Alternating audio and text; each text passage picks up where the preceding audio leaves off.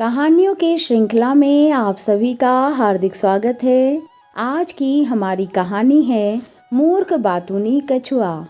किसी तालाब के किनारे एक कछुआ रहता था और उसी तालाब में दो हंस भी रहते थे, जिस कारण हंस और कछुए में दोस्ती हो गई थी।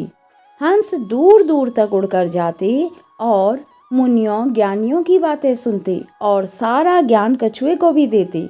लेकिन कछुआ बहुत ही बोलता था, वह 1 मिनट के लिए भी चुप नहीं रह पाता। एक दिन हंसों ने सुना कि यहाँ अब सूखा पड़ने वाला है, तो यह बात तुरंत कछुए को भी बताई और कछुआ उनसे अपनी जान बचाने को बोला। हंस उसकी जान बचाने के लिए तैयार हो गए। फिर हंस एक लकड़ी की टहनी लेकर आए और बोले, किनारों से हम अपने चोंच से इस टहनी को पकड़ते हैं, तुम बीच में अपने दांतों से लकड़ी को पकड़ लेना। इस प्रकार उड़कर दूसरे दूर तालाब में चले जाएंगे।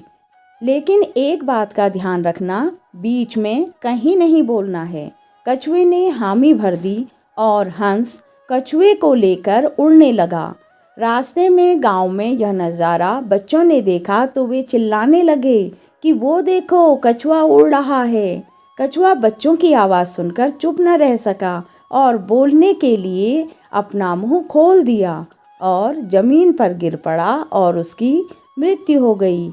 इस कहानी से हमें यह शिक्षा मिलती है कि हमें कुछ भी बोलने से पहले वहाँ की परिस्थिति को समझ लेना चाहिए, क्योंकि बिना किसी कारण के बार बार बोलना भी कभी कभी बहुत महंगा पड़ता है। इसलिए अक्सर कहा भी जाता है, हमें उतना ही बोलना चाहिए जहाँ जितनी ही ज़रूरत हो।